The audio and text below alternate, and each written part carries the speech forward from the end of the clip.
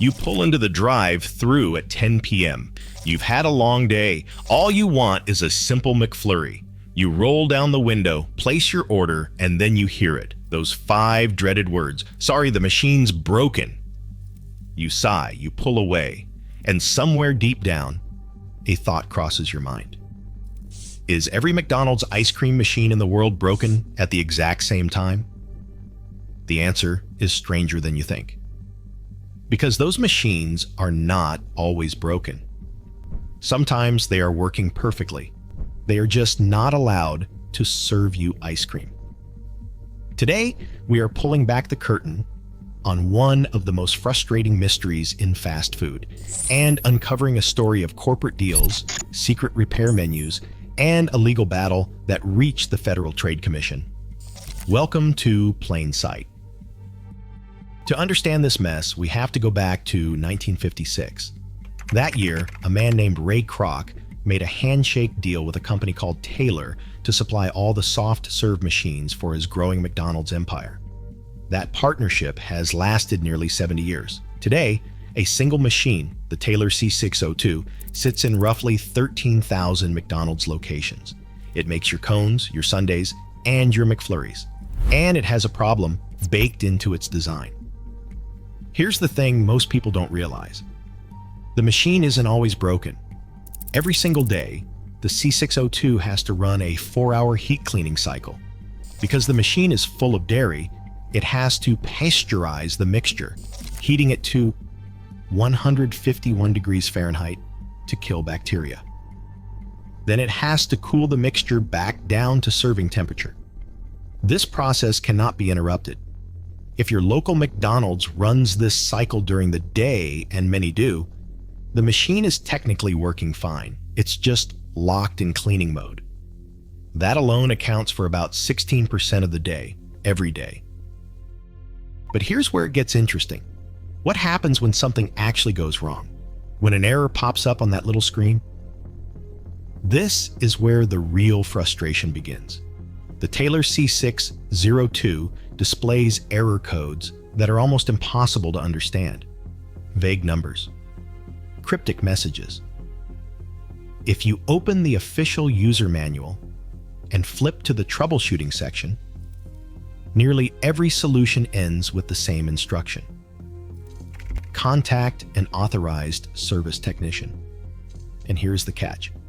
Only Taylor technicians are legally allowed to repair these machines.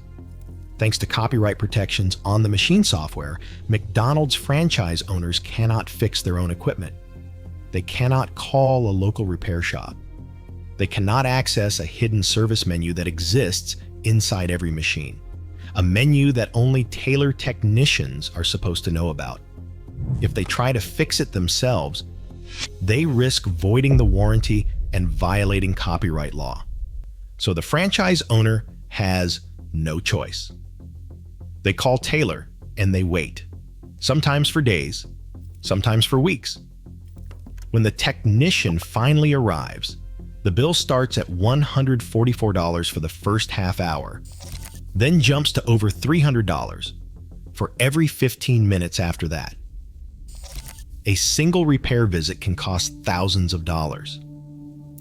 Meanwhile, the restaurant loses an estimated $625 per day in ice cream sales. Now here's where the story takes a turn. In 2019, a small tech company called Kitch created a device that could plug into the Taylor machine and translate those confusing error codes into plain English. Suddenly, franchise owners could actually understand what was wrong. Sometimes the fix was simple, like adding more ice cream mix to the hopper. Kitch devices started selling fast. Franchise owners loved them. And then McDonald's corporate sent out an email telling every location to remove the Kitch devices immediately. They cited safety concerns. Shortly after, Taylor announced it was developing its own competing diagnostic tool. The situation caught the attention of the federal government. In 2021, the Federal Trade Commission launched a preliminary investigation into Taylor's repair practices. By 2024, the Federal Trade Commission and the Department of Justice filed a joint comment urging the U.S. Copyright Office to expand right-to-repair laws to include commercial food equipment. In October 2024, the U.S. Copyright Office granted a new exemption, finally allowing franchise owners to legally repair their own machines. So the next time you hear, "Sorry, the machine's broken," you'll know the full story. It was never just about a faulty machine. It was about a decades-old contract, a deliberately complicated design, and a repair monopoly that turned soft serve into a billion-dollar headache. The McFlurry you couldn't get? That was engineering, economics, and copyright law all hiding in plain sight. If you learned something new today, hit that like button and subscribe for more hidden stories behind the everyday world. Thanks for watching.